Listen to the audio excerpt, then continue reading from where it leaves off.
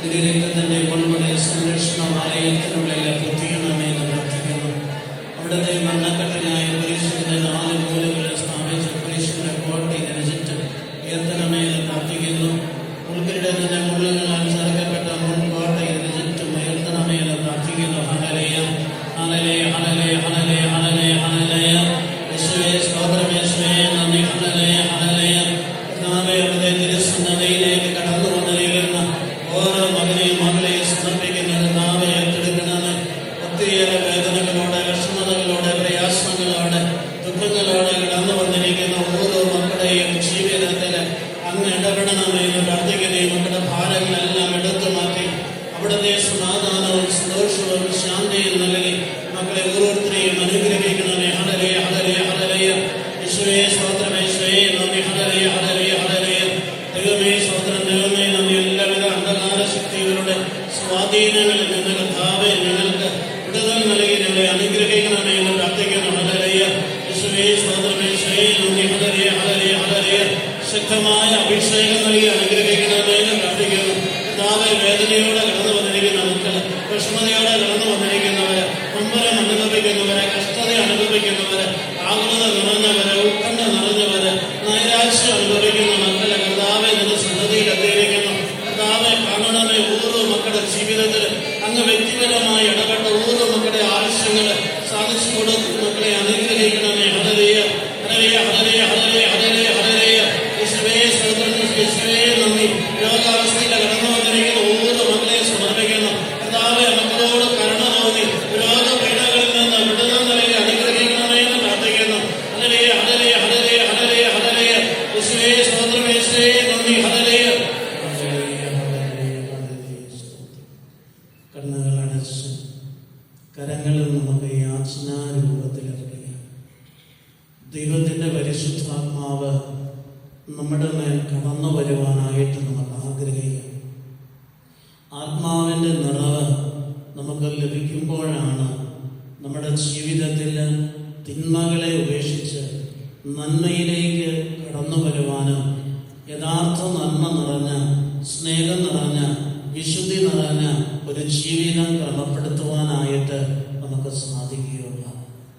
അതിനുള്ള വലിയ കൃപ ലഭിക്കാൻ ആഗ്രഹിച്ച് പരിശുദ്ധാത്മാവിൻ്റെ ശക്തമായ അഭിഷേകം നമ്മിൽ ഓരോരുത്തരും നിറയുവാൻ ആഗ്രഹിച്ച് ഇവിടെ ആയിരിക്കുന്ന മക്കൾ മാത്രമല്ല, നമ്മുടെ ഓരോരുത്തരെയും കുടുംബങ്ങളിൽ ദൈവത്തിൻ്റെ ആത്മാവ് നിറയുവാനായിട്ട് ഇത് കണ്ടുകൊണ്ടിരിക്കുന്ന ഓരോ മക്കളുടെയും ജീവിതത്തിൽ ദൈവത്തിൻ്റെ ആത്മാവ് നിറയാൻ ആഗ്രഹിച്ചുകൊണ്ട് ദാഹത്തോടെ നമുക്ക് പരിശുദ്ധാത്മാവിൻ്റെ ഒരു ഗാനം ആലപിച്ച് ആത്മനിറവിന് വേണ്ടി നമുക്ക് പാടി പ്രാർത്ഥിക്കാം.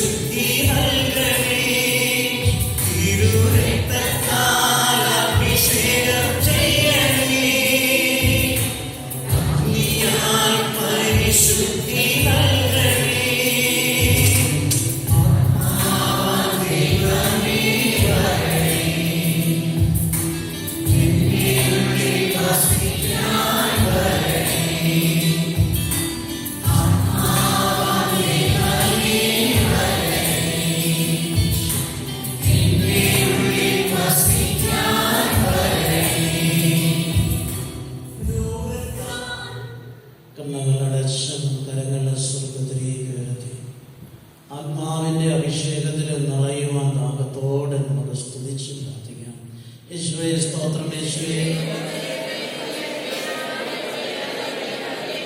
യേശുവേ സ്തോത്രം യേശുവേ. നന്ദി. ഹല്ലേലൂയ ഹല്ലേലൂയ ഹല്ലേലൂയ ഹല്ലേലൂയ. ദൈവമേ സ്തോത്രം. ദൈവമേ നന്ദി. ശുദ്ധമായ അഭിഷേകം, പരിശുദ്ധാത്മാവിന്റെ അഭിഷേകം ഞങ്ങൾക്ക് നൽകി ഞങ്ങളെ അനുഗ്രഹിക്കണമേ. ഞങ്ങളുടെ ഹൃദയത്തിൽ ആത്മാവ് നിറഞ്ഞ് വചനം സ്വീകരിക്കുവാനും ആ വചനത്തിന് അനുസൃതമായ ജീവിതം ക്രമപ്പെടുത്തുവാനുമുള്ള വലിയ കൃപ കർത്താവേ ഞങ്ങൾക്ക് നൽകി ഞങ്ങളെ അനുഗ്രഹിക്കണമേ. ഹല്ലേലൂയ ഹല്ലേലൂയ ഹല്ലേലൂയ. ശുദ്ധമായ അഭിഷേകം നൽകണമേ. ഹല്ലേലൂയ ഹല്ലേലൂയ. വേദനിക്കുന്ന മക്കളിലേക്ക് ദൈവത്തിന്റെ ആത്മാവിന്റെ ശക്തി കടന്നു വരട്ടെ. ഹല്ലേലൂയ ഹല്ലേലൂയ. വേദനകളെ സന്തോഷമായി, സമാധാനമായി, ശാന്തിയായി ദൈവത്തിന്റെ ആത്മാവിന്റെ ഇടപെടലിലൂടെ കർത്താവിന്റെ സമാധാനം നമ്മളിൽ നിറയട്ടെ. ഹല്ലേലൂയ ഹല്ലേലൂയ ഹല്ലേലൂയ ഹല്ലേലൂയ ഹല്ലേലൂയ ഹല്ലേലൂയ. യേശുവേ സ്തോത്രം. യേശുവേ നന്ദി. പരിശുദ്ധാത്മാവേ സ്തോത്രം. പരിശുദ്ധാത്മാവേ നന്ദി. വേണ്ട വിധം പ്രാർത്ഥിക്കേണ്ടത് എങ്ങനെയെന്ന് അറിയില്ലാത്ത ഞങ്ങളെ ഓരോരുത്തരെയും വേണ്ട വിധം പ്രാർത്ഥിക്കുവാനായി ഞങ്ങളെ ഒന്ന് പഠിപ്പിക്കണമേ. പരിശുദ്ധാത്മാവേ ഞങ്ങളിലേക്ക് നിറഞ്ഞ് ദൈവഹിതത്തിന് വിധേയപ്പെട്ട് ജീവിക്കുവാനായിട്ട് ഞങ്ങളെ പരിശീലിപ്പിക്കണമേ. ഹല്ലേലൂയ ഹല്ലേലൂയ ഹല്ലേലൂയ ഹല്ലേലൂയ ഹല്ലേലൂയ ഹല്ലേലൂയ. ഞങ്ങളെ തിന്മകളെ എല്ലാം മാറ്റിക്കളഞ്ഞ് യഥാർത്ഥ നന്മ ഞങ്ങളുടെ ജീവിതത്തിൽ രൂപപ്പെട്ട് യഥാർത്ഥ സ്നേഹം ഞങ്ങളെ രൂപപ്പെടുത്തി സ്നേഹത്തിലും നന്മയിലും അധിഷ്ഠിതമായ ഒരു ജീവിതം ക്രമപ്പെടുത്തുവാൻ തക്കവിധം പരിശുദ്ധാത്മാവേ ഞങ്ങളിൽ നിറയണമേ. ഹല്ലേലൂയ ഹല്ലേലൂയ ഹല്ലേലൂയ ഹല്ലേലൂയ ഹല്ലേലൂയ ഹല്ലേലൂയ ഹല്ലേലൂയ ഹല്ലേലൂയ ഹല്ലേലൂയ ഹല്ലേലൂയ ഹല്ലേലൂയ ഹല്ലേലൂയ.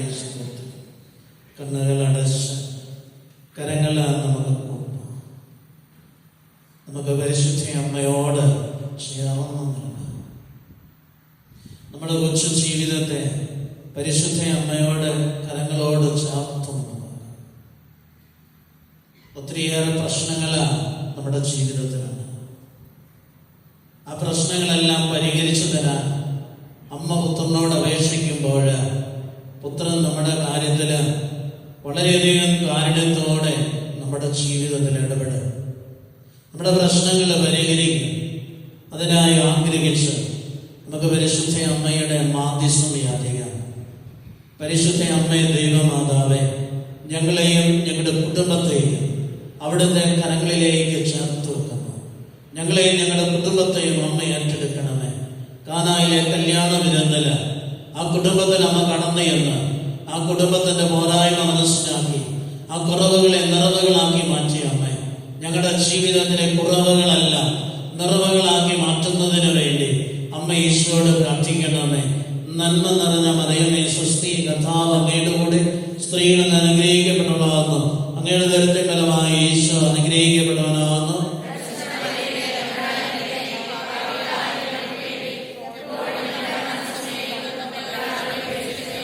പരിശുദ്ധ അമ്മയെ ദൈവമാതാവേ, ഞങ്ങളിൽ ഓരോരുത്തരും ദൈവത്തിന്റെ ആത്മാവ് നിറഞ്ഞ് ദൈവഹിതത്തിന് അനുസരണം ജീവിക്കുവാനുള്ള വലിയ കൃപ ഞങ്ങൾക്ക് ഓരോരുത്തർക്കും ലഭിക്കുന്നതിന് വേണ്ടി അമ്മ ഈശോയോട് പ്രാർത്ഥിക്കണമേ.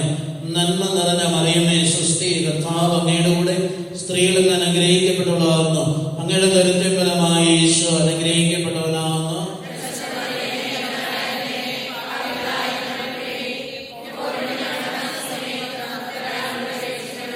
പരിശുദ്ധ അമ്മയെ ദൈവമാതാവേ, ഞങ്ങളുടെ ഓരോരുത്തരുടെയും ഹൃദയത്തിൽ അവിടുത്തെ തിരുക്കുമാരന്റെ വചനം സ്വീകരിച്ച് ആ വചനത്തെ ഞങ്ങളുടെ ഹൃദയത്തിൽ മാംസം ധരിച്ച് ഞങ്ങളുടെ ഓരോരുത്തരെയും ജീവിതം മിശിഹായിക്ക് ഏറ്റവും പ്രിയപ്പെട്ടതായി തീരുന്നതിന് വേണ്ടി അമ്മ ഈശോയോട് പ്രാർത്ഥിക്കണമേ.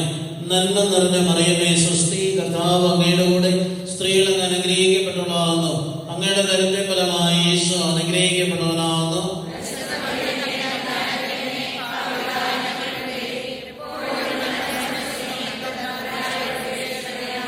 പിതാവിനും പുത്രനും പരിശുദ്ധാത്മാവിനും സ്തുതി. ഒരു നിമിഷം നമുക്ക് മൗനമായിട്ട് നമ്മുടെ വ്യക്തിപരമായ എല്ലാ നിയോഗങ്ങളും അമ്മയുടെ കരങ്ങളോട് ചേർത്ത് വെച്ച് നമുക്ക് പ്രാർത്ഥിക്കാം.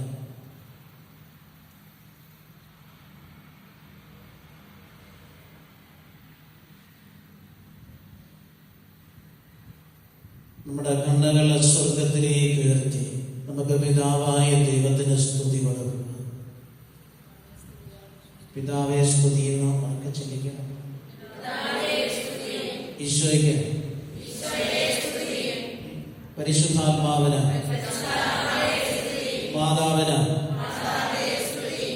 പിതാവിന്, നമ്മുടെ ഓരോരുത്തരുടെയും മാമോദീസ പേരിന് കാരണക്കാരായ വിശുദ്ധർക്ക്, നമ്മുടെ ഇടവക മധ്യസ്ഥന്, ഇനി പരസ്പരം മുഖത്തോട് മുഖമൊന്ന് നോക്കി നന്നായിട്ടൊന്ന് പുഞ്ചിരിച്ച് സ്തുതി കൊടുത്ത് നമുക്കിരിക്കാം.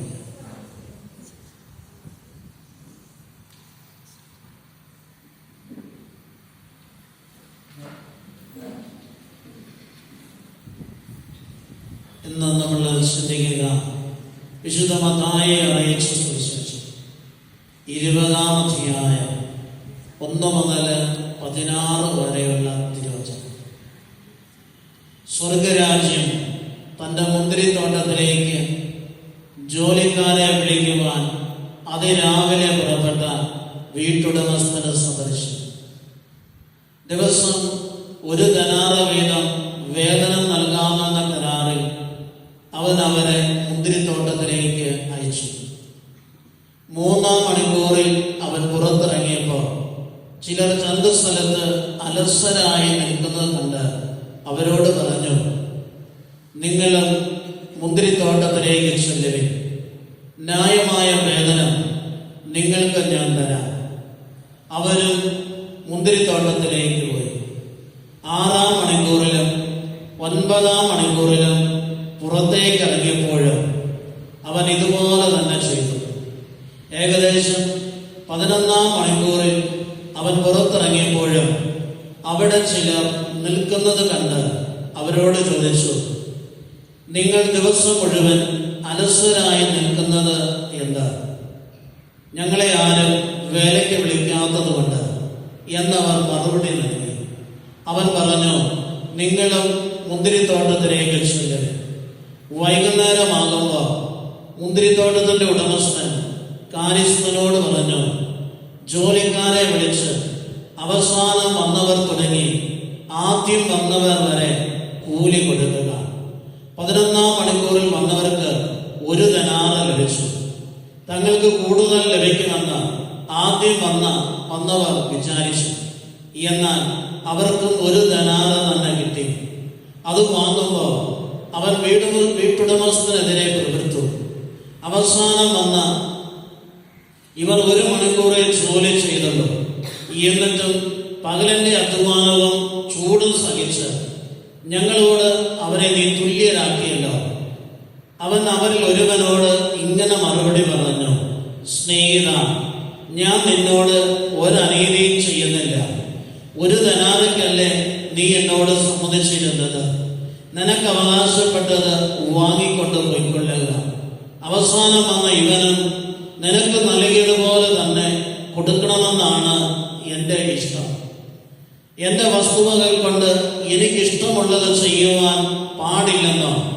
ഞാൻ നല്ലവനായതുകൊണ്ടും നീ എന്തിന് അസൂയപ്പെടുന്നു? ഇപ്രകാരം പിമ്പന്മാരും ആകും. യേശുവേ സ്തോത്രം, യേശുവേ നന്ദി. വലതുകര ഉയർത്തി യേശുവേ സ്തോത്രം, യേശുവേ നന്ദി. ഹല്ലേലൂയ, ഹല്ലേലൂയ, ഹല്ലേലൂയ, ഹല്ലേലൂയ.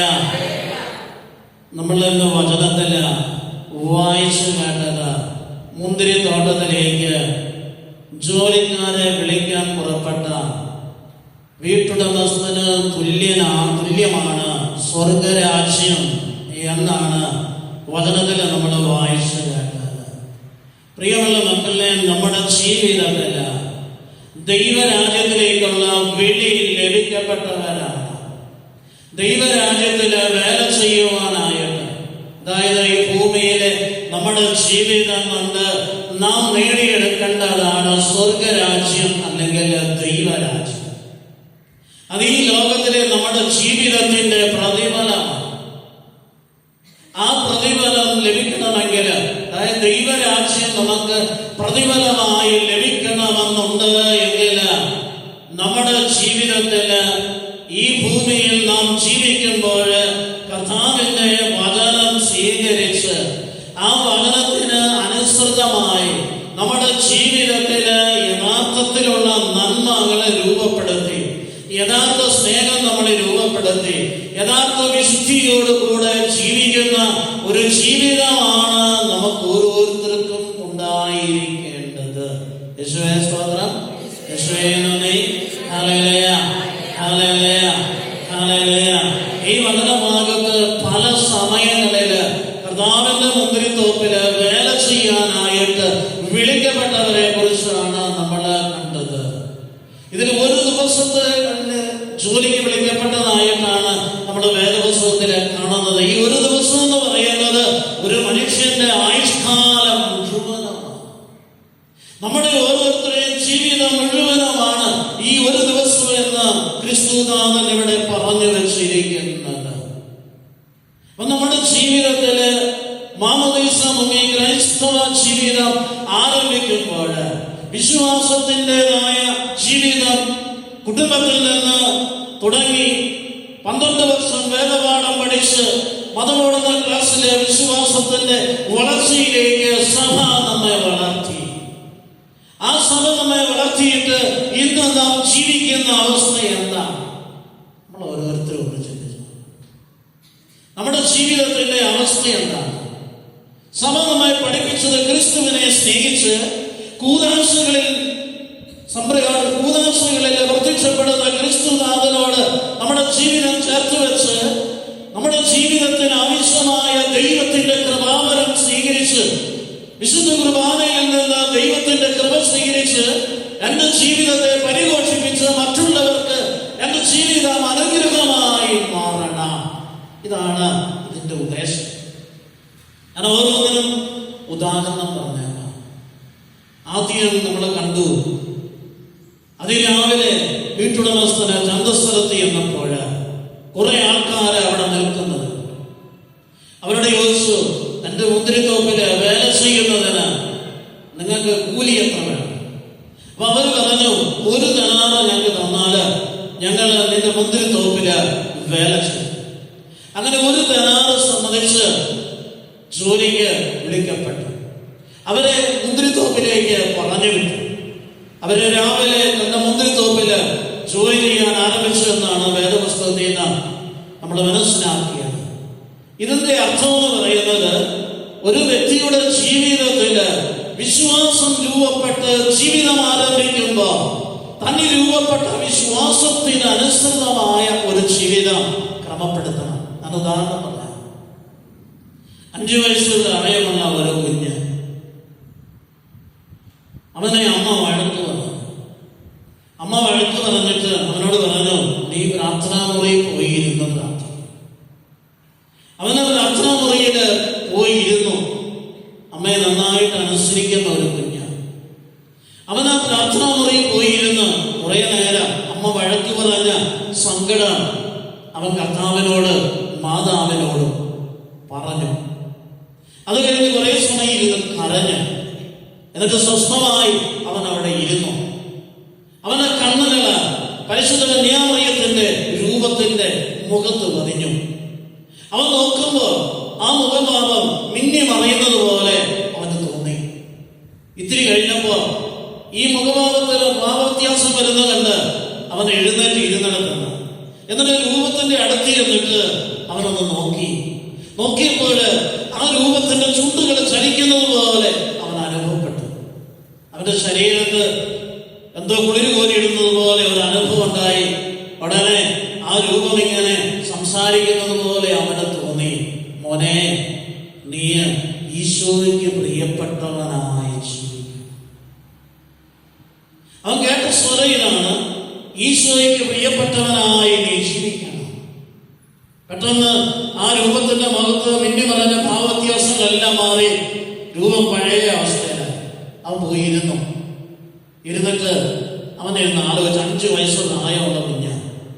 ഉടനെ ഈ സംഭാഷണം കേട്ട് അമ്മ അടുക്കളയിൽ നിന്ന് ഈ കുഞ്ഞിന്റെ അടുത്ത് ഓടി വന്നു. എന്നിട്ട് ഈ കുഞ്ഞിനോട് ചോദിച്ചു, നീ ആരോടാണ് സംസാരിച്ചത്? അപ്പൊ പറഞ്ഞു, ഞാൻ സംസാരിച്ചത് മാതാവിനോടാണ്. എന്നാ അമ്മ, മാതാവ് എന്നോട് സംസാരിക്കാമെന്നാണോ അമ്മയുടെ വിചാരം? എന്നാൽ ഇന്ന് മാതാവ് എന്നോട് സംസാരിച്ചു. ഇതിങ്ങനെയാണ് പറഞ്ഞത്, ഈശോയ്ക്ക് ഏറ്റവും പ്രിയപ്പെട്ടവനായി നീ ജീവിക്കണം. ഈ കൊച്ചു അമ്മയോട് ചോദിച്ചു, അമ്മേ, ഈശോയ്ക്ക് ഏറ്റവും പ്രിയപ്പെട്ടവനായി ഞാൻ എങ്ങനെയാണ് അമ്മ ഈ 5 വയസ്സുകാരനെ പഠിച്ച് മടിയിൽ ഇരുത്തിയിട്ട് ജീവിക്കേണ്ടത് എങ്ങനെയാണെന്ന് പറഞ്ഞു കൊടുത്തു. എന്നിട്ട് പറഞ്ഞു, നീ മത്തായിയുടെ സുവിശേഷം മുതൽ കേട്ടു പഠിക്കണം. അവന് വായിക്കാൻ അറിയില്ല. അമ്മ എല്ലാ ദിവസവും ബൈബിളിൽ നിന്ന് സന്ധ്യാപ്രാർത്ഥനയ്ക്ക് ശേഷം 3 അധ്യായം വായിക്കും. ഇവൻ ചെറിയ വട്ടം പിടിച്ചിരിക്കും. എന്നിട്ട് പറഞ്ഞു, നീ ആ വചനം കേൾക്കണം, ആ വചനം നീ പഠിക്കണം, അത് നിന്റെ ജീവിതത്തിൽ പ്രാവർത്തികമാക്കണം. അപ്പോൾ നീ ഈശോയുടെ പ്രിയപ്പെട്ട മകനായിട്ട് മാറും. ഇത് മാത്രം മതിയോ? ഉടനെ അമ്മ പറഞ്ഞു കൊടുത്തു, എന്തെല്ലാം നന്മ നിനക്ക് ചെയ്യാനായിട്ട് പറ്റും, ആ നന്മ മുഴുവനും നീ ചെയ്യണം. അത് ചെയ്യേണ്ടത് ഈശോയെ പ്രതിയായിരിക്കണം. അപ്പൊ നീ ഈശോയ്ക്ക് പ്രിയപ്പെട്ടവനാകും. ഇനി എന്താ ചെയ്യണ്ടേ? ഉടനെ അമ്മ പറഞ്ഞു കൊടുത്തു, മോനെ, നീ എല്ലാവരോടും സ്നേഹത്തോടെ സംസാരിക്കണം, എല്ലാവരോടും സ്നേഹത്തോടെ ഇടപഴകണം. നീ ആരുടെയും കുറ്റം പറയരുത്, നീ ആരോടും ദേഷ്യപ്പെടരുത്, നീ ആരെയും വിമർശിക്കരുത്. എല്ലാവരോടും സ്നേഹത്തോടെ സംസാരിക്കുക. എന്നിട്ട് അവർക്ക് വേണ്ടി നീ പ്രാർത്ഥിക്കുക. അപ്പോ നീ ഈശോയ്ക്ക് ഏറ്റവും പ്രിയപ്പെട്ടവനാകും. മാത്രമല്ല, നിന്നോട് സംസാരിച്ച പരിശുദ്ധ അമ്മയുടെ പ്രിയപ്പെട്ട മോനായി നീ മാറും. അവൻ തലയാട്ടി സമ്മതിച്ചു. എന്നിട്ട് അമ്മയോട് പറഞ്ഞു, ഞാനിതുപോലെ ആകാൻ അമ്മ എനിക്ക് വേണ്ടി പ്രാർത്ഥിക്കും. ഞാനിതുപോലെ ആകാൻ അമ്മ എനിക്ക് വേണ്ടി പ്രാർത്ഥിക്കുമോ? അമ്മ പറഞ്ഞു, പ്രാർത്ഥിക്കാം. നീ മുട്ടകം തന്നു. ആ കുഞ്ഞ് അമ്മയുടെ മുമ്പിൽ മുട്ടകം തന്നു. അമ്മ 2 കൈയും കൂടെ ആ കുഞ്ഞിന്റെ ശിരസിലേക്ക് വെച്ചിട്ട് പ്രാർത്ഥിക്കാൻ തുടങ്ങി. ഒരല്പസമയം പ്രാർത്ഥന കഴിഞ്ഞപ്പോ ആ അമ്മയുടെ കണ്ണിൽ നിന്ന് കണ്ണുനീരൊഴുകി ഈ കുഞ്ഞിന്റെ തലയിലേക്ക് വീഴാൻ.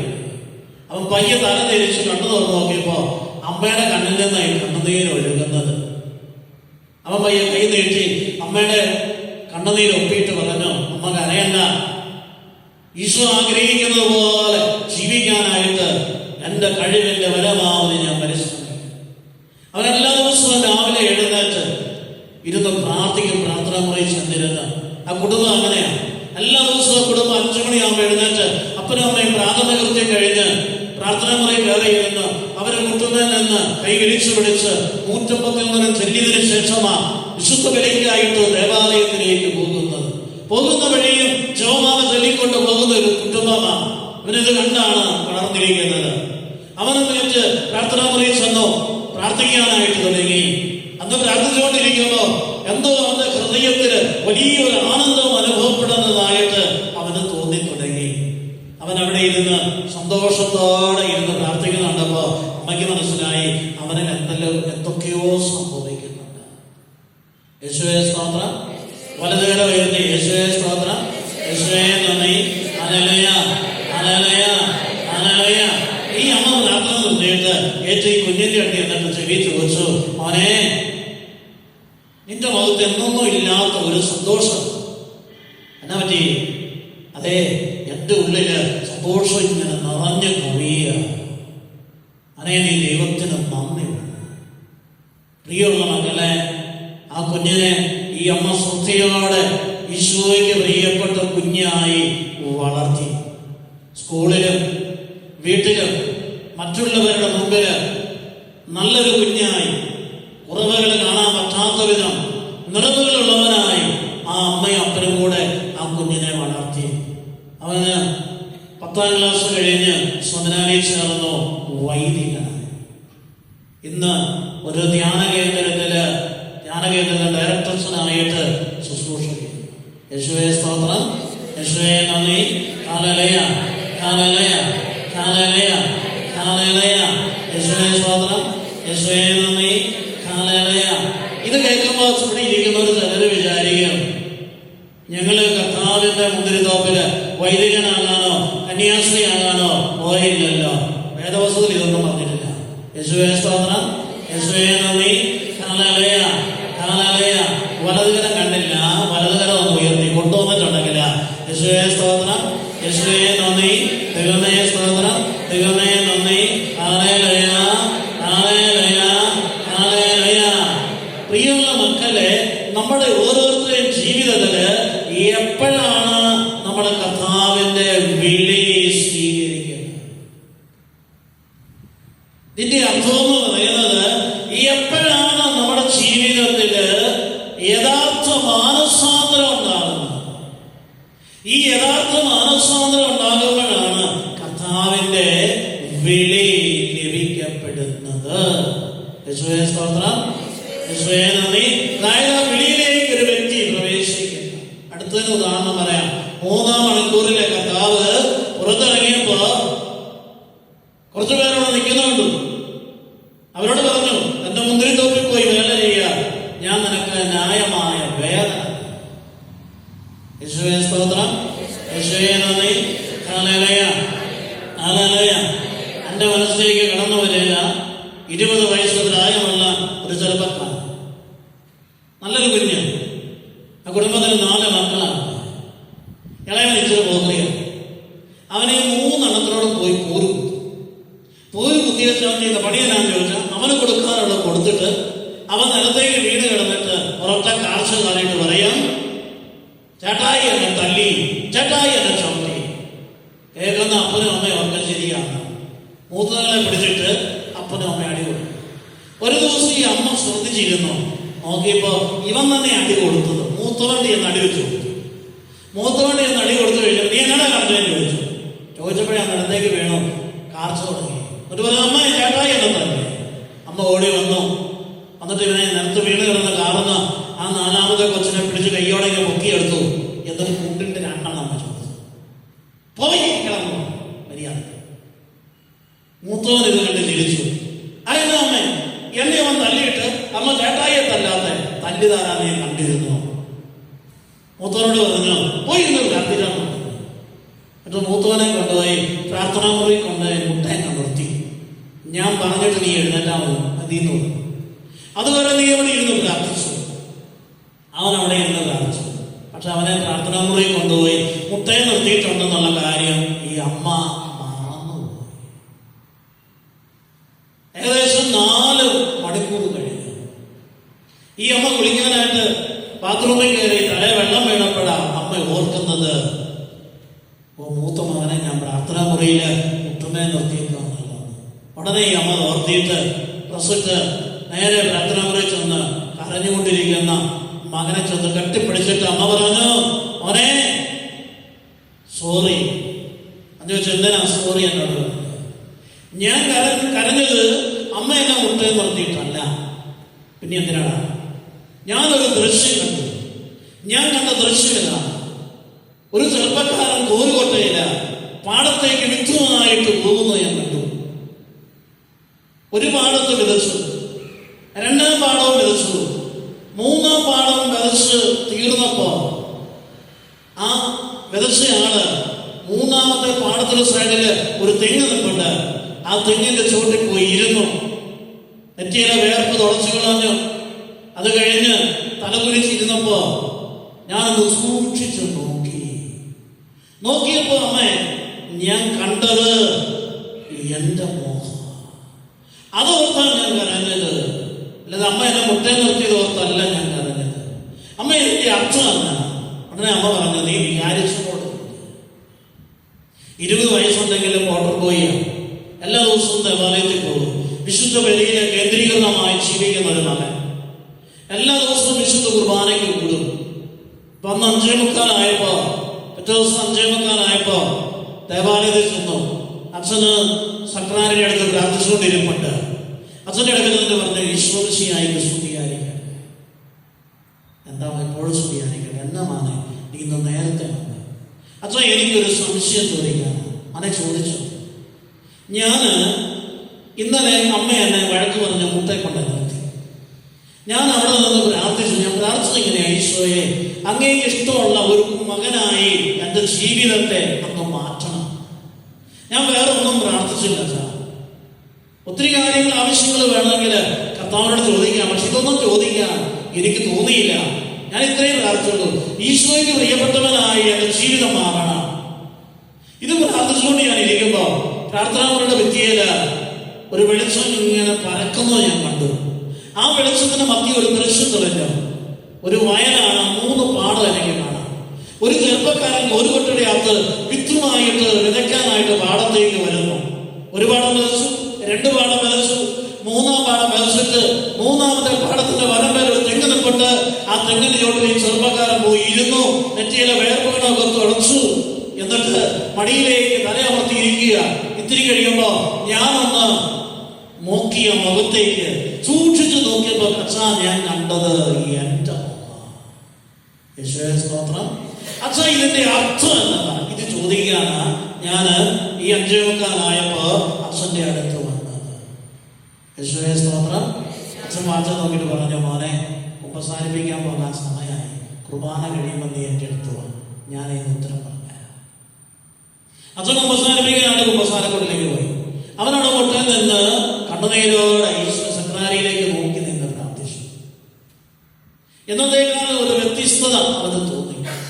വിശുദ്ധ ബലി കഴിഞ്ഞ് സങ്കീർത്തി വന്ന് മുട്ടയിൽ നിൽക്കുമ്പോ അച്ഛന് അവന് നല്ല കൈവച്ച് പ്രാർത്ഥിച്ചിട്ട് അവരോട് പറഞ്ഞു, നീ എന്നെ കണ്ടിട്ടേ പോകാം.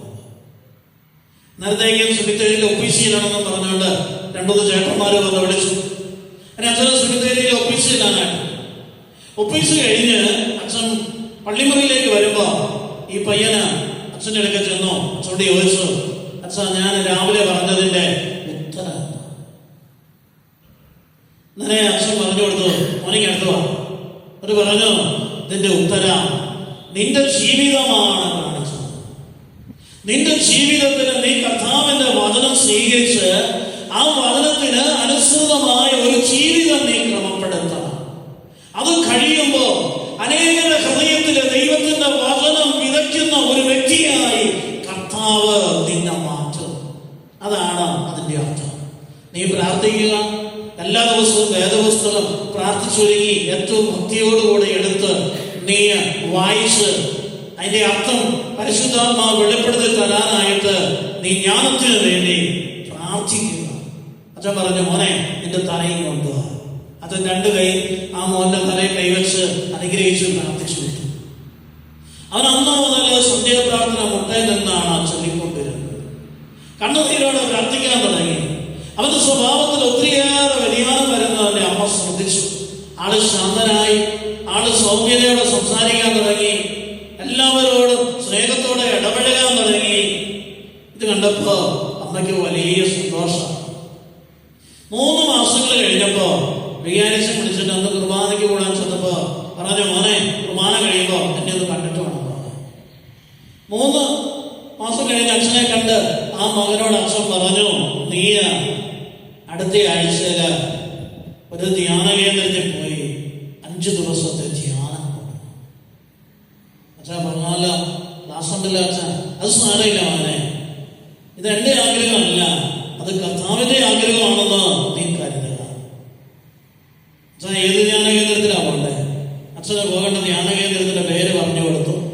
ഡയറക്ടർ അച്ഛനും ഞാനും സെമിനാരിയിൽ ഒരുമിച്ച് പഠിച്ച ആളാണ്. ഞാൻ അച്ഛനോട് പറഞ്ഞേക്കാമെന്ന് പറഞ്ഞു. പിറ്റേ ശനിയാഴ്ച മകന് ധ്യാനത്തിന് പോയി. ധ്യാനം കഴിഞ്ഞ് തിരിച്ചു വന്നു. വിയാഴ്ചനെ കയറി കണ്ടു. വിയാഴ്ച ധ്യാന അനുഭവം ചോദിച്ചു.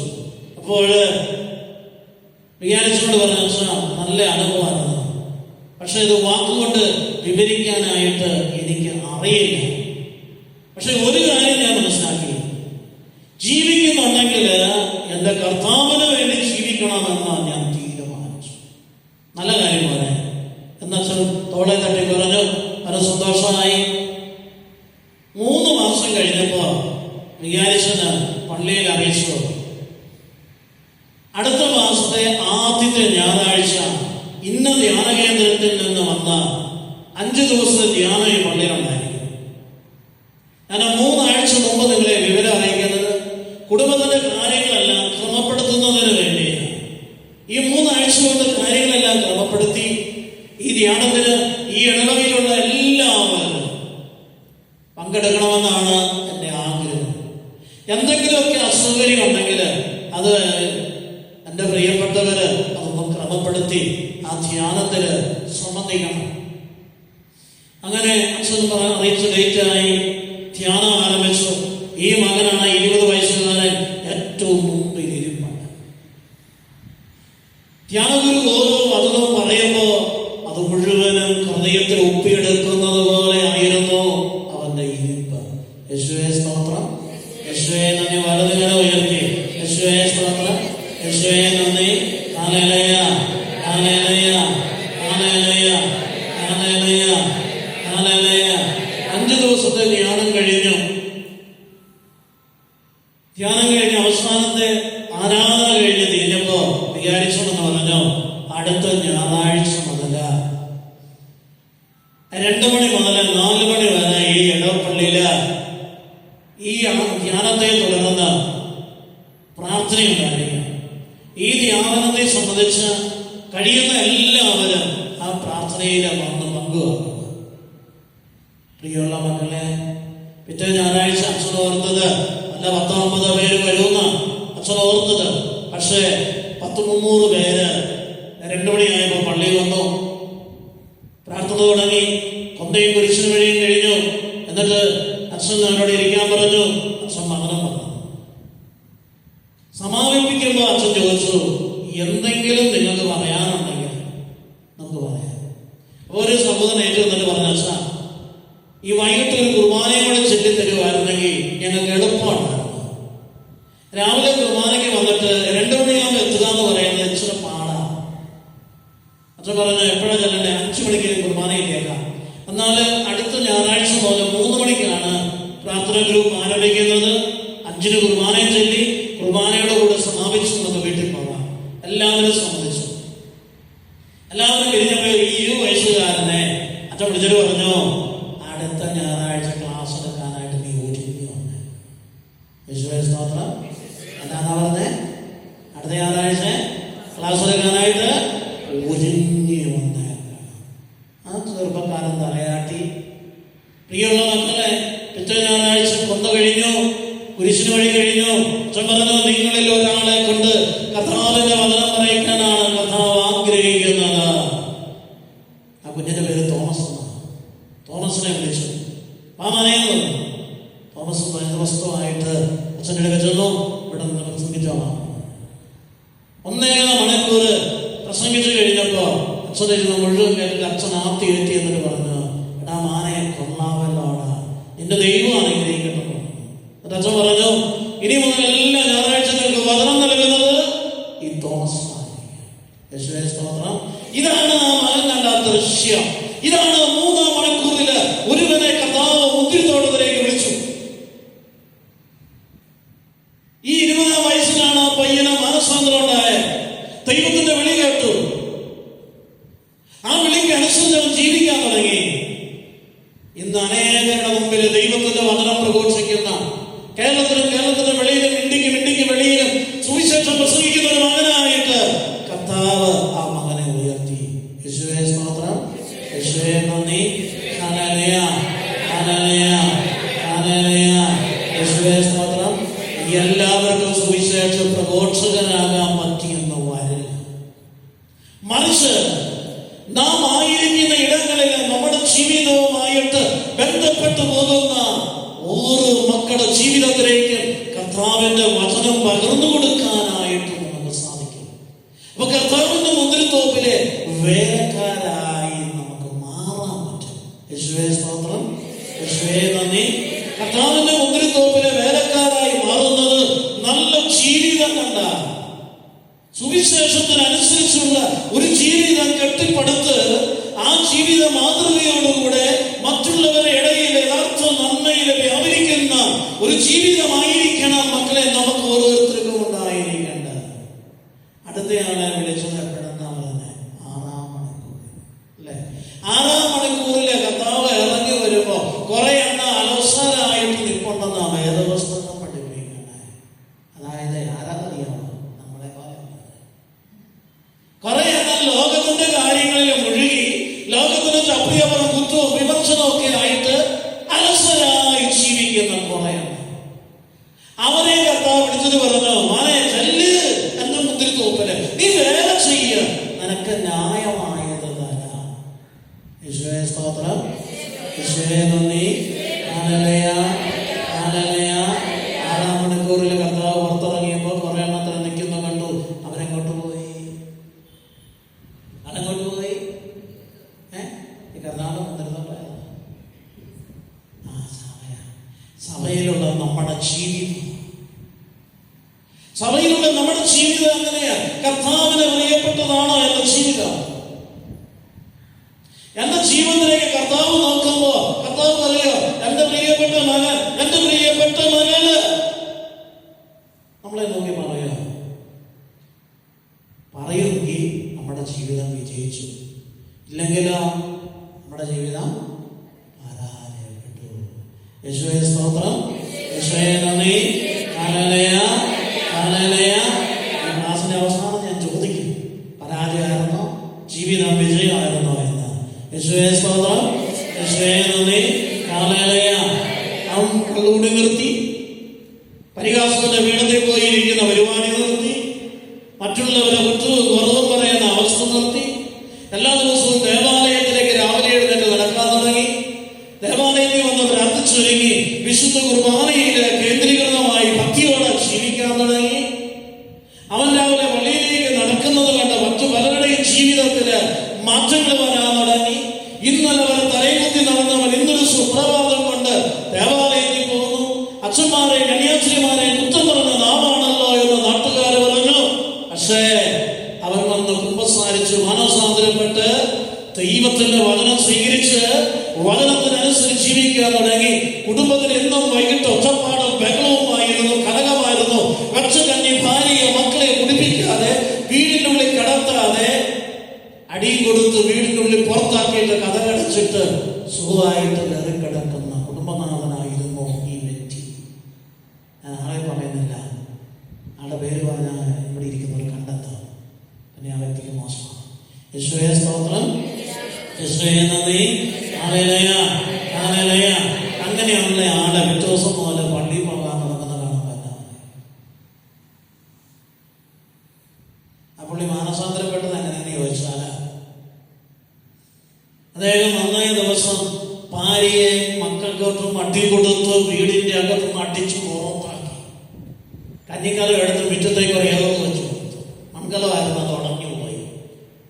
ഒറ്റ എണ്ണത്തിനെ അമ്മ താഴം കുടിപ്പിച്ചില്ല. എല്ലാ മുറിയുടെ കതവും അടച്ചു കുറ്റിയിട്ടു. പുറത്തേക്കുള്ള 2 വാതിലും അടച്ചു. ഓരിച്ചൊരിയുന്ന പെരുത്ത മഴ. അമ്മയും മക്കളും കൂടെ പോയി ഒരു തെങ്ങിന്റെ ചുവട്ടിലിരുന്നു. ആ മഴ മുഴുവൻ നനഞ്ഞു. ഈ അമ്മ മക്കളെ വിളിച്ചിട്ട് പറഞ്ഞു, മക്കളെ വഴിയൊന്നും ഇല്ല, കർത്താവ് നമ്മളെ സഹായിച്ചെങ്കിലേ വഴിയുള്ളൂ എന്ന് പറഞ്ഞ് ഈ അമ്മ ഈ മക്കളെ കൊണ്ട് ആ തെങ്ങിന്റെ ചുവട്ടില് മുട്ട നിന്ന് പ്രാർത്ഥിക്കാൻ തുടങ്ങി. എന്നിട്ട് ഈ മക്കളോട് പറഞ്ഞു, എടാ, നിന്റെ അപ്പന് വേണ്ടി ഞാൻ പ്രാർത്ഥിക്കാൻ തുടങ്ങിയിട്ട് ഇന്ന് 13 വർഷം പൂർത്തിയാവുക. 14 വർഷമായി നിന്റെ അപ്പനിൽ നിന്ന് ഈ ദുരിതം മുഴുവനും ഞാൻ അനുഭവിക്കാൻ തുടങ്ങിയിട്ട്. ഇപ്പൊ എന്നോടുകൂടെ നിങ്ങളും അനുഭവിച്ചുകൊണ്ടിരിക്കുക. അതുകൊണ്ട് കണ്ണുനീരോടെ പ്രാർത്ഥിക്കുക. കർത്താവ് പ്രാർത്ഥനയ്ക്ക് ഉത്തരം തരാം. ഈ സഹോദരനകത്ത് കിടന്ന് ഉറങ്ങുമ്പോൾ ഒരു സ്വപ്നം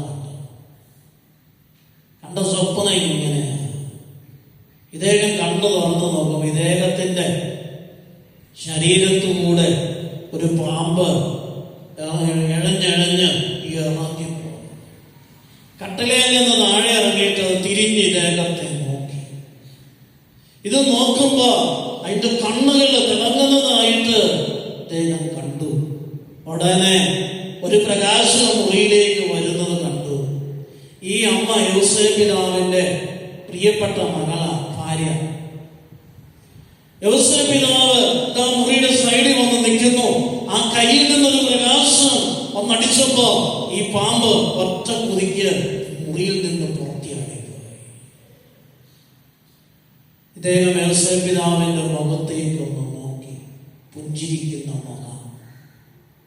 എന്താ പറഞ്ഞതെന്ന് ഇദ്ദേഹം കേട്ടില്ല. ചുണ്ട് ചലിക്കുന്നത് ഇദ്ദേഹം കണ്ടു. യേശുവേ സ്തോത്രം, യേശുവേ നന്ദി.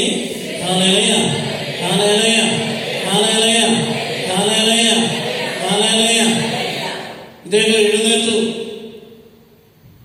എഴുന്നേറ്റിരുന്നു. യോസേഫിതാവിനെ കണ്ടില്ല.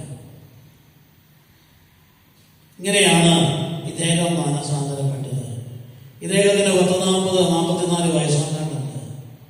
ഇദ്ദേഹത്തിന്റെ ജീവിതം അറിയാവുന്നവരെല്ലാം അറിയാം. ഇദ്ദേഹം പള്ളിയിൽ പോകാൻ തുടങ്ങുമ്പോ, പ്രാർത്ഥിക്കാൻ തുടങ്ങുമ്പോ ഇദ്ദേഹം കർത്താവിന്റെ വചനം പറഞ്ഞ മറ്റുള്ളവരോട് പറയും, നീ വചനം അനുസരിച്ച് ജീവിക്കുമെന്ന് പറയുമ്പോ ഇദ്ദേഹത്തെ കുറിച്ച് അങ്ങനെ പറയും, ഒരു പുണ്യാളം വന്നായിരുന്നു. ഇന്നലെ വരെ ഇവൻ അങ്ങനെ നടന്നു, മുണ്ട് കുറച്ച് തലക്കെട്ടി നടന്നതാണ്. ഇന്ന് കണ്ടില്ലേ ഉപദേശിക്കാൻ വന്നേക്കുന്നത്. പക്ഷെ ഇദ്ദേഹം അത് വീണില്ല, ഇദ്ദേഹം അറച്ചു. ഇദ്ദേഹം തന്റെ ജീവിതത്തില് മറ്റുള്ളവരോട് നല്ല കാര്യങ്ങൾ പറഞ്ഞു കൊടുക്കാൻ തുടങ്ങി.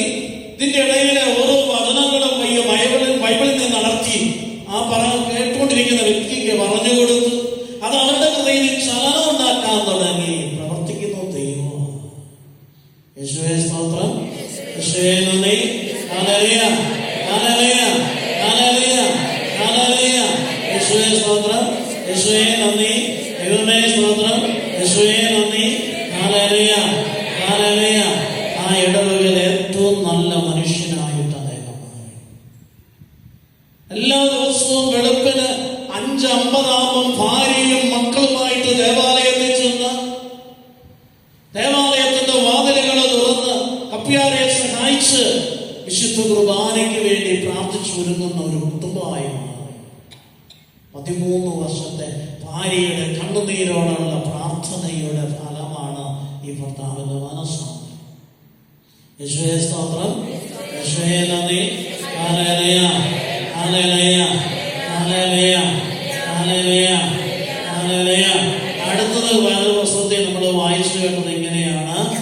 9-ാം മണിക്കൂറില് കർത്താവ് പുറത്തിറങ്ങിയപ്പോൾ ചന്തസ്ഥലത്ത് കുറച്ചുപേർ അലസരായിട്ട് നിൽക്കണം. അവർക്ക് വയസ്സ് 10-70 ഉണ്ടെന്ന് വിചാരിച്ചു.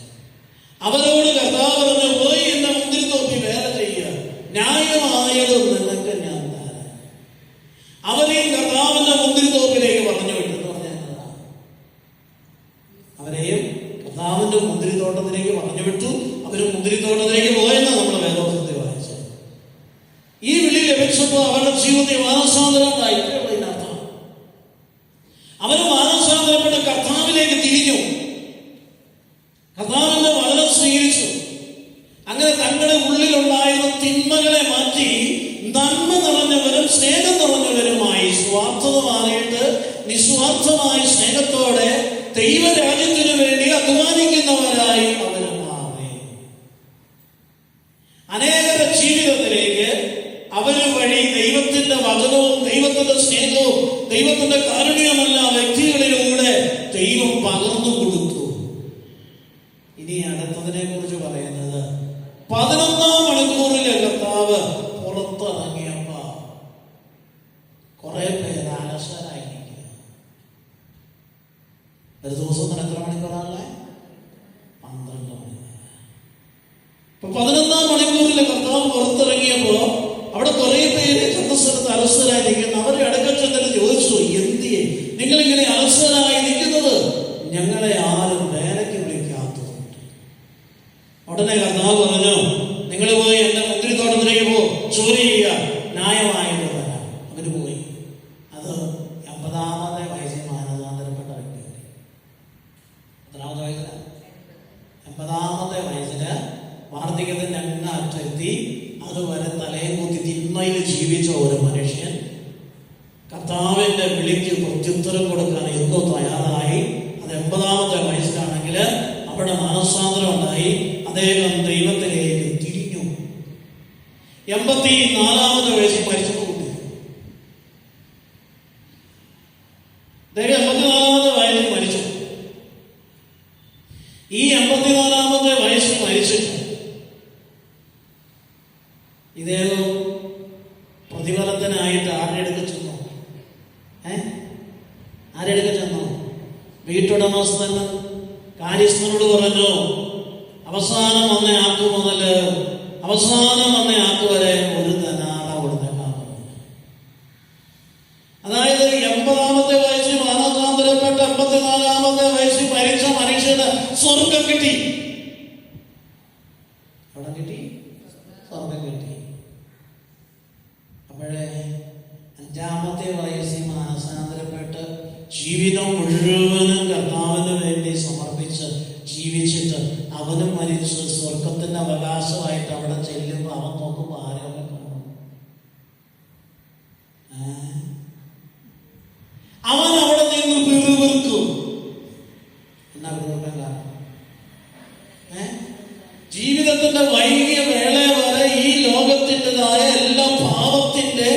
പടുകുഴിയിലും വീണുരുണ്ട് കിടക്കുന്ന മനുഷ്യന് സ്വർഗത്തിലെത്തിയിരിക്കുന്നു. പിറുപിറുക്കാൻ തുടങ്ങും. ഇതാണ് വീട്ടുടമസ്ഥനെതിരെ ഒരു ദിനാറ കിട്ടിയ, ഒരു പകലിന്റെ ചൂടും അധ്വാനവും ക്ലേശവും മുഴുവൻ സഹിച്ചവനും ഒരു ദിനാറ കിട്ടിയെന്ന് പറഞ്ഞതിന്റെ അർത്ഥം അവനും കിട്ടുന്ന സ്വർഗം.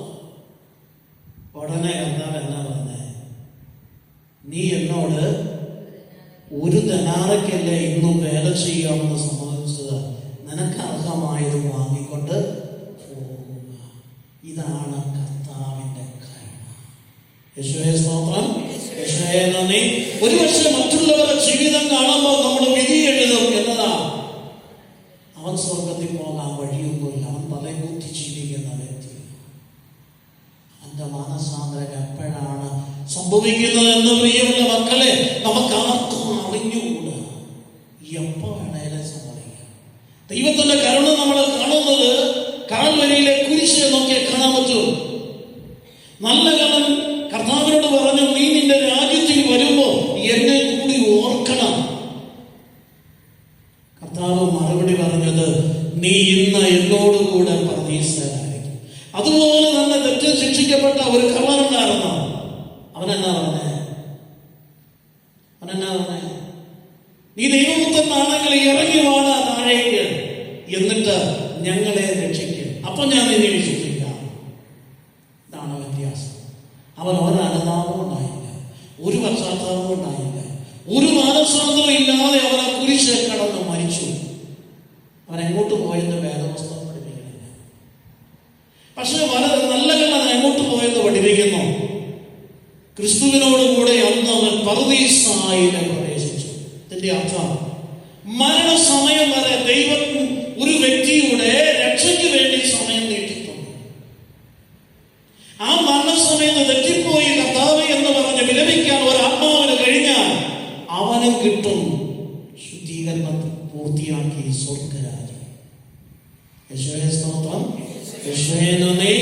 ഹല്ലേലൂയ, ഹല്ലേലൂയ, ഹല്ലേലൂയ, ഹല്ലേലൂയ. യേശുവേ സ്തോത്രം, യേശുവേ നന്ദി, ഹല്ലേലൂയ.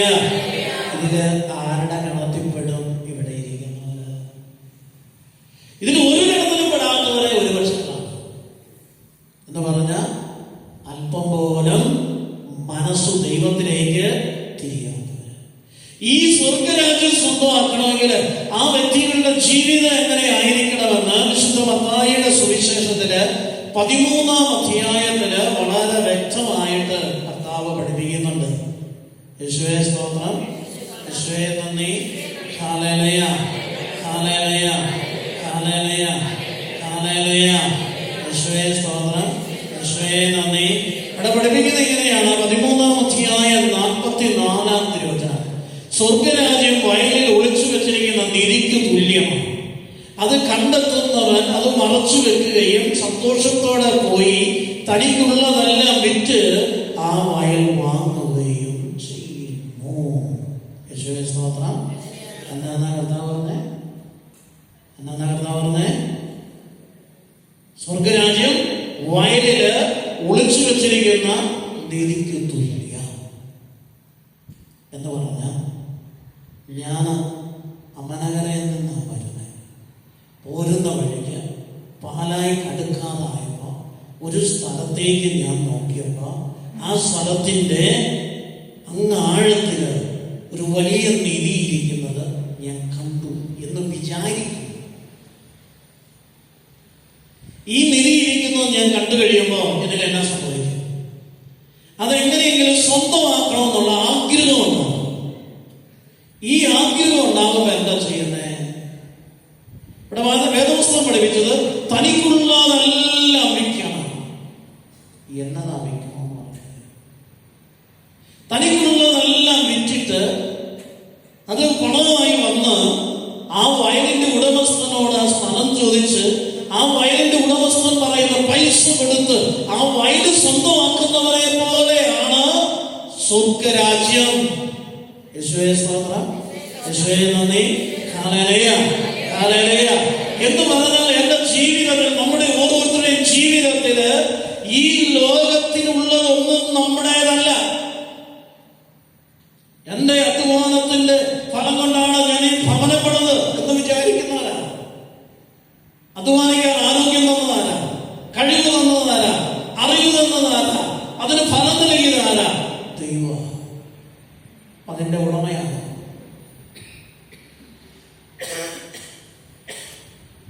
എൻ്റെ ഉടമയാണ് ആ ദൈവം. ഇതും മനസ്സിലാക്കിയാണ് കദളിക്കാട്ട് ധന്യനായ മത്തായിച്ചൻ തന്റെ ജീവിതത്തെ ക്രമപ്പെടുത്തിയത്. വയലിൽ ഒളിഞ്ഞിരിക്കുന്ന നിധിയാണ് ദൈവരാജ്യം എന്ന് അദ്ദേഹം മനസ്സിലാക്കി. അദ്ദേഹത്തിന്റെ ജീവിതം കർത്താവിന് വേണ്ടി മാറ്റിവെച്ചു. നമ്മുടെ ജീവിതം ആർക്ക് വേണ്ടിയാ മാറ്റിവെച്ചത്?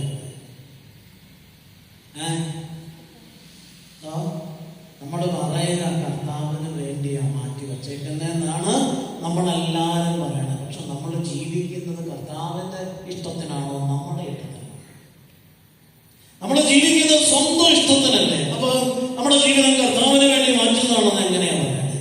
കർത്താവിന് വേണ്ടി മാറ്റിവെച്ചൊരു ജീവിതമാണെങ്കിൽ അത് കർത്താവിന്റെ ഹിതത്തിനനുസരിച്ച് ജീവിക്കുന്ന ഒരു ജീവിതമായിരിക്കണം മക്കളെ നമ്മൾ ക്രമപ്പെടുത്തേണ്ടത്. അത് നമ്മൾ ക്രമപ്പെടുത്തിയെങ്കിലാണ് ഈ വയലിൽ ഒളിഞ്ഞിരിക്കുന്ന നിധിയെ സ്വന്തമാക്കുന്ന മനുഷ്യനെ പോലെ നമുക്ക് ദൈവരാജ്യത്തെ സ്വന്തമാക്കാൻ പറ്റുള്ളൂ. എന്ന് പറഞ്ഞ സമ്പത്ത് ദൈവം ദാനമായി തന്നതാണ്.